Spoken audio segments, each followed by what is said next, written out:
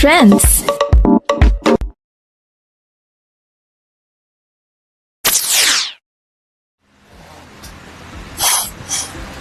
Welcome back sa ating programang Hashtag G-Talks. Itong ating second segment, ang ating G-Trends. So dahil newlyweds kayo, bagong pasok sa buhay, may asawa. Ang laki daw kasi ng difference nung ikaw isang dalaga pa lamang compare sa ikaw ay meron ng asawa. So now, tatanungin kita, saan ka mas masaya? Hoy, be honest ha? Sa dalagang buhay o sa may asawang buhay? Ano po, when it comes to yung comfortable life talaga, mas ako, dun sa ako ay single. Pero syempre, dahil love ko ang asawa ko, natututunan ko na mag-adjust. Oo. Natututunan ko na eventually na mag-adjust and masaya ang buhay may asawa. Yun! Oo. Kumbaga may naman siya. Sana masabi ko na rin yun next time, no? Opo. Masaya ang buhay may asawa. Oo. Masaya po? Opo. Tingnan natin, ma'am, i-guess kita ng mga after ilang years. Kasi re-record ko to, kung yun pa rin yung sasabihin sa Sir Gerald, ha? Okay. So, may mga nabago ba when it comes to mindset, decision-making, nung pumasok ka na into marriage life? Opo, malaking bagay malaking changes kasi before ako po kasi ay nung nag-start ng business talaga is ako lang talaga. Kumbaga nung nag-start ng trading, though magka-partner kami is hindi nangingialam yung asawa ko sa decision, yung mga decision ko. Oo. Kasi he respect me sa mga decision ko. Pero ngayon, kumbaga, lagi kang magpapasintabi sa asawa mo. Kailangan mo sabihan. Oo. Kahit parang di pwedeng mabypass mo siya, ganon. Oo, ganon. Kasi yun ay way of respect mo din sa husband mo. Oo. Hindi ka na pwede na on your own. Oo, on your own na mo lang. Oo. Pero ako naman, okay lang sa akin. Kasi gano'n naman talaga. Aswan na nga kayo eh. Yun yung vows nyo. Oo. Humarap kayo sa altar na yun yung isinumpa nyo. Kaya any decisions ay talagang laging ikukonsulta sa isa't isa. Kailangan i-consider. Okay. So when it comes to kasi syempre ang mga babae, you have the maintenance. Kunwari, okay. magmumall, shopping. Diba, ang mga babae pa naman kapag may nagustuhan, kuha dito, kuha dyan. So ngayon, may nabago ba? Ang nakakatuwa naman po kay Gerald is very supportive. Talaga paano supportive? Oo. Ito, makwento ko lang. Ako po kasi ay madalas nagpapalashes. Tsaka kita ko nga ang lashes mo. Ganda ng lashes mo, and nails. Okay. Yan ang kasi more on meetings. Okay, Tsaka, tama. oo, lagi. Tayo may investment mo sa sarili mo. Lagi tayo may mga conferences na ina-attendan sa PCCI. Kumbaga, ako, yun na lang yung way ko na gusto ko lagi presentable. Grooming, yes. Oo. Yun. Ang nakakatawa ngayon is, hindi muna ako nagpapalashes nitong nakaraan. Okay. Kasi para sabi ko, ay, may natitira pa naman, kaya okay pa to. Oo. Sabi niya ngayon, and shout out po dun sa aking lash tech, si Ma'am Lynn, na pumupunta sa bahay. Ang nakakatawa dun, sabi niya sa akin, mahal, bakit hindi ka ata nagpapalashes ngayon? Kasi sanay siya na minsan after 20 days, magpaparetouch na ako ng lashes. Magaling yung lash tech ko. Oo. So, anong nangyari tuloy? Naka 30 days na. Okay pa din yung lashes ko. Siya ang nagpa-follow up. Sabi, parang naninibago ako sa'yo ngayon. Sabi, bakit ba't hindi ka ata nagpapalashes ngayon? Doon ka na magpalashes. At least, very supportive. At alam niya yung kailangan mo. Tapos sabi niya, pag may nakita ako maganda na O ba, ay, bilhin mo. Ganon, Sana Kapag kaya all. naman, kapag kaya, Sana ay, all. bakit hindi? Oo, ganon siya. Oo. Pero yung paggastos, na-limit na ba? Or ganun pa din? Yung flow ng gastos? Ano naman po, wala kaming luho mag-asawa. Yun lang ang nice. sabi ko, puro, halimbawa may kinita kami. Ang maganda kasi sa amin po is bukod yung kinikita ng company sa Personal. sa personal. We have our own sahod. Hoy! Okay. Yun yung pwede lang gastusan, ganon. Yun, may bukod kaming sahod mag-asawa sa company. Okay. And yun yung gagastusin namin. nice.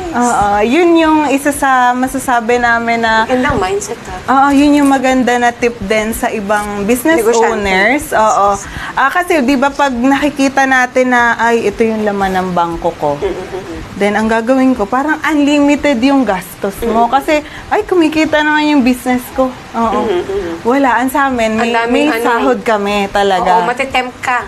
Kaya anong nangyayari tuloy, yung ginagastos namin, yung kinukurot namin sa business, ginagamit namin pang business din. Okay. Hindi namin siya ginagastos for personal. Ang ginagastos nyo lang for personal, yung galing talaga sa sahod nyo. Oo. Magandang mindset, sana ma-exercise din o magawa nung mga young individuals natin. Opo, mas maganda yan kasi hindi mo mako-compute yung kinikita mo kapag hindi mo sinasahudan yung sarili mo. Yun ay para sa amin kasi labas ka lang ng labas kapag nakikita mong yung bank accounts mo ay Maraming laman. Hindi ka natatakot gumasta. Para nalilimit din. Okay. So, ito na. Ito din, may kinalaman dyan ang aking katanungan. So, dahil nasa marriage life na kayo, how do you handle your finances? Sa bahay, sa negosyo, bukod dyan sa tip na yan. Opo. Ang sa amin naman is, siguro ang isa din is Sino nag-handle mostly ng finances? Ang finance po talaga is ako. Ayun. Lagi Bale natin sa amin, nasa babae ha. Nasa babae. Bale sa Jeros Group of Companies po na aming Jeros Group of Companies po kasi dyan yung under yung aming businesses mag-asawa. Ang nandyan is yun nga, yung Jeros Trading, Jeros Builders, Jeros Steel, Jeros Tools. Wow, ang dami, okay. And Danbam, included din po dyan. Ang ginagawa namin is, number one tip isa din sa tip na mapapayo ko is get a checking account. Checking account. Okay. Kasi- What is the difference between checking account and savings account? Opo, kasi pag checking account po, hindi pera yung ilalabas mo. Checking. Cheque, suppliers, cheque. Makikiusap ka, cheque. Okay. And everything will be liquidated sa passbook mo. Mas ngayon. madali. Oo. Kumbaga, May record kung lahat. ano yung nakasulat na amount, yun lang yung lalabas. Unlike, Savings. magwi-withdraw ka ng Madali. 50,000. Halimbawa, 50,000. Giget ka ng 50,000 sa account mo. Then, ay, nakalimutan ko na ano bang binili ko dito. Yung mga ganong bagay. Tama. Actually, nangyayari yan kasi. Oo. Kahit kami, minsan na din, pero ang good thing naman din is sarili naman namin pera. Okay, Yun, kumbaga sa sahod namin, yun nakakalimutan namin. Pero pag sa company, dapat maingat. Yes, Oo, tama. maingat ka sa labas ng pera. Saan ko ba? Ngayon, ang difference din siguro sa buhay namin before is may staff na kami ngayon. We that's have nice. our accounting department. Okay, na makakatulong talaga. Na makakatulong namin sa pag-handle ng finance. Sila yung maglilista. Halimbawa, may gagawin cheque. Ito 10,000 for the, halimbawa, ay paggawa ng truck namin. Yung mga ganon. Naliliquidate na maayos. Okay, that's nice. Kamusta naman sa bahay? Ikaw ba ang namimili, nag-grocery, nagmamanage ng mga gastusin, bills? Ang sa bahay naman po is cheque din kami. Kapag pero pag sa bills naman, we use credit card Okay. para ma-handle din ng maayos. Kumbaga, pag binayadan mo siya, 'di ba, 30 days naman siya bago mabayadan ulit. Kumbaga, pero Pero at least, if ever na nag-grocery kami ng 2,000, Okay. hindi na yung pag kinuha mo sa wallet mo, hindi mo na nalilista. Oo. Okay, okay. Mm-mm. Oh. Ayun. Kumbaga lahat is supported with the SOA. Oo. May statement of account. Gusto ko yan. Parang kasi, actually, parang bihira. Bihira sa mag-asawa yung ganun. Sa iba kasi, ma'am, akala nila when you get credit card ay masama. Di ba? Yun naman yung thinking Akala nila na lagi iba. utang, ganyan. Mahirap bayaran. No, para sa amin, hindi siya, Pero tamang, Oo, nasa tamang pag-handle lang ng pera. Tamang paggamit. Oo, nasa tamang paggamit. Kagaya nung if ever mag-spend ka nga ng, sige, 20,000 mag-grocery. Hindi ganon. Kumbaga sa amin naman, we use it, ang credit card ay ginagamit namin as a tool para well liquidated lang. Tama, Hindi naman para mag-over ka dahil utang mo. Oo. Yes. Ayan. I like it. Dami natin natututunan, nakakatuwa. Kasi ito, nasa marriage life kayo, and then you have your own businesses, ang dami, no? So, tapos, kayo, mga young professionals, young individuals, kaya nakakatuwa. So, how do you handle? Thank you. How do you handle having a family, being a married, having your own business, and then being a happy woman? How do you handle? Malaking factor yung supportive yung husband mo sa lahat ng bagay. Oo.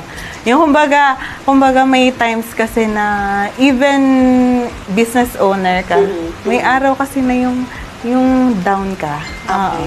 Tsaka yung benta, hindi araw-araw parang Pasko ang benta. Tsaka yung parang may araw kasi na feeling mo drain ka din eh. Di ba yung hormones natin yung mga babae is hindi mo maintindihan minsan talaga, no? Totoo. I agree. Oo, hindi mo maintindihan na parang minsan, ayoko magtrabaho. Yung gano'n. Oo, nafe-feel ako eh. Oo, alam mo yun, Ma'am Ella. Yung parang Feeling na parang down ka na, parang ayaw mo na, parang nakakapagod na. Oo, hindi. Yeah, I know the feeling. Alam mo yun, nakakainis yung hormones na gano'n. And kapag you have the right person na mag-handle, na mag-handle ng mood swings mo and everything na siya yung mag-explain sa'yo na, huwag kang ganyan, ganyan. Tsaka wala yung kumbaga, sige, tinatamad ka ba ngayon? Diyan ka na muna sa bahay. Dahil naman po, ang maganda sa asawa ko is, yun nga, kumbaga, maintindihin talaga siya sa akin. Oo. Sino mas understanding sa inyo? Ikaw o Para siya? sa akin siya. Siya?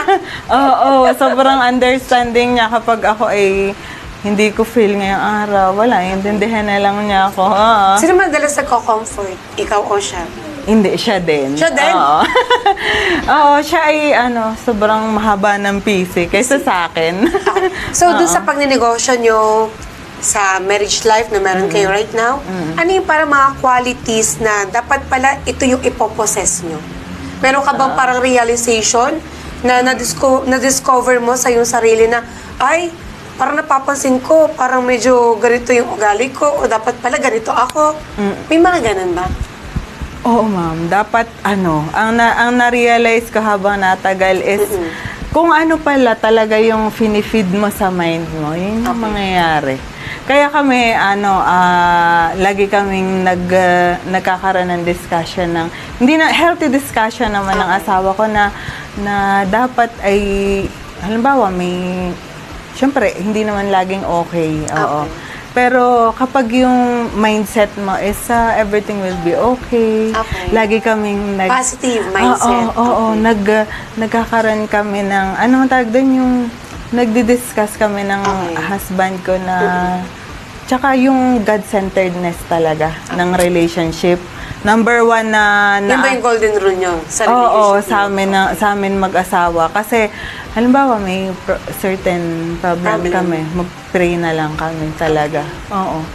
Yun yung isa sa mga comforting talaga sa feeling na kapag parehas kayo, mag-asawa na naniniwala na lahat ng dagok sa buhay ay malalampasan basta si Lord ang kasama. Wow! Yun ang nakakatuwa sa kanya eh. Oo. Ganun kami mag-discuss. Okay lang yan. Malalampasan din yan. Oo, ganun kami. Oo. parang siguro dahil kami 8 years na bago kami nagpakasal. relationship. Okay, Oo, bago man. kami nagpakasal. Parang na-handle na namin na Nakilala niyo na isa't isa. oo, sabi, ay, niloloko lang natin ang sarili natin pag nagpadala tayo sa problemang yan. Okay. Kasi, may Lord tayo eh. Oo, ganun kami, ganun siya talaga. Yun nakakatuwa na ganun yung asawa mo na... Yung mindset, no? Oo, ganun yung mindset niya. Kaya parang naguugatan kayo ng lakas kapag may problema. May shoutout kay Sir Gerald. Sir, ang dami mong magandang qualities, ha?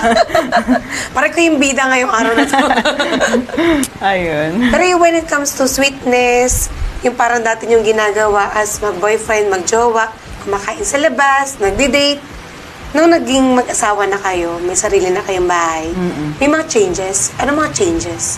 Hindi, parang hindi. Wala din? Parang wala na, mas nag-upgrade pa. Talaga? Kasi Okay. before po, ako po ay, nung ako ay dalaga pa, nung kami magjowa pa, hindi kami yung malabas.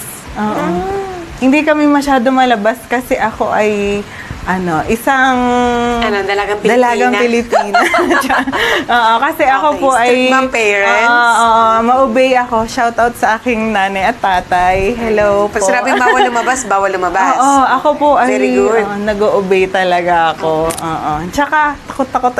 Takot? Takot talaga. And then, nire-respect ko yung kung ano ang sabihin nila na good for me. Oo. Yun yung ginagawa. Oo, yun yung ginagawa ko talaga. And yun, ang husband ko naman, nire-respect yun. Even yung mga, naalala ko tuloy, makwento ko lang. Sure. May surprise booking nun si Gerald na papuntang, yung hot air balloon sa Pampanga ba yun? Pampanga? Pampanga ba nga yun? Oo. Okay.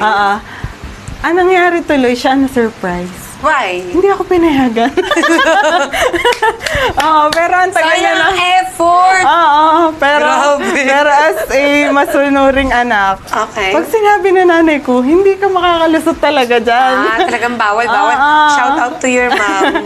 Oo, na yun naman po ang masasabi kong pinagpapasalamat ko kasi kumbaga hindi ako doon mo makikita kung matyaga ang isang lalaki kapag siya ay kumbaga Nakaranas sa mga ganun. No? Parang rejection yun, di ba? Oo, kapag naranasan niya na kumbaga ay, ang higpit-higpit naman nito. Bahala ka dyan, iwanan kita. Pero hindi. Kumbaga sa 8 years namin, talaga. Mahabang PC niya, no? Oo. Yun talaga, yung respeto talaga sa parents ko ay yun ang masabi kong saludo ako talaga dyan. Ay, Oo. very good. Kumbaga, winning niya talaga ako sa bahay. Okay. Oo. If you have something to say to your husband right now, ano yun? Thank you. Thank you dahil good provider talaga siya and tinupad niya sa parents ko na yung promise niya na hindi ang kanyang anak ay dahil ako talaga ang parents ko provide talaga sa akin nung lahat. Nung Oo. dalaga ka pa talaga, binibigay lahat. Oo. Kumbaga, dahil nga ako'y bunso, love na love ako ng aking nanay at tatay. Ako. And yung pangako niyang buhay ay kumbaga ay tinutupad niya naman sa akin yun dahil napakasipag niyang provider sa amin. Oo. Yan, siya ang naghahanap ng kliyente for Jeros Builders. Oo. Aside sa staff namin, talagang very eager siya and hands-on. Kasi sabi nga niya, hindi kita kinuha sa inyo para mahirapan ka. Kumbaga, ang promise niya sa amin is hindi niya aalisin yung buhay na meron ka. nakagisnan ko and i-upgrade pa niya yon. Oo. Bravo! Sana all ganyan ang mindset. Dahil dyan, let's do the shout-outs. Yan. Okay, shout-outs tayo. Shout out. Ayan, happy watching po sa aking Sir Ninong Ronald Bulanhagi, Ma'am Ninang Levy Bulanhagi ng Bulanhagi Watch, Servitec na nanonood sa atin ngayon. Mga sponsors ko po yan. Kay George Palomera, kay Santos Kevs, kay Janet Hermoso all the way from Quezon City. Kay Liza Moon, watching from Baras, Rizal. Ma'am, baka you have something to greet? Baka meron ka dyan mga shoutouts? Shoutout ko po ang Team Jeros namin and Team Danbam. Lahat po na kumakain sa resta namin. Hello po. Yan, ang pinsan ko nanonood din pala. Kuya Brian, si Chan, Duelay, Angge. Si Angge, kilala niyo. Ma'am Jonah, Ma'am Emery, Ma'am Grace, ang aking nanay, nanonood. Ang daming supporters. Si Apo. Bernadette Rica Franca, shout out po. Sabi ni Rosie Dinglasan Ilagan. Yan, nanay ko po yan. Oh, mahal na mahal ka rin mother mo. Opo. Tapos si Ma'am siya, si AD, si Pinsan, Jan Ilbian, si Ma'am Sabel, si Ma'am Badet. Ayan. Dami Hello yan. po. Binabati natin si Wena Del Rio, nanonood sa atin ngayon. Kay Christine Leila. At binabati ko rin pala yung masarap na nag-provide ng food namin kanina. Masarap. At may pabaon pa, may patikot ako after the team building. Hindi lugis, hindi siya. Ang sarap po ng pabaon yung isang bilaong pansit. Maraming salamat. Isang bilaong talaga. Sabi ko naman, yung tira lang. Nakapagsaron ka pa. Isang bilaong, wala pang bawas. Maraming salamat po kay Ma'am Edith Baha, kay Ma'am Ethel Tuwo, kay Jimwell Lontok at bibi niya si Safira Lontok Gilbert, kay Bruce, maraming salamat po sa inyo. Napakasarap ng food ninyo. At galing kami kanina dyan sa may El Gregorio from Farm Resort from Tanawan, Batangas. Okay, and shoutout na rin sa aking inay who's watching right now.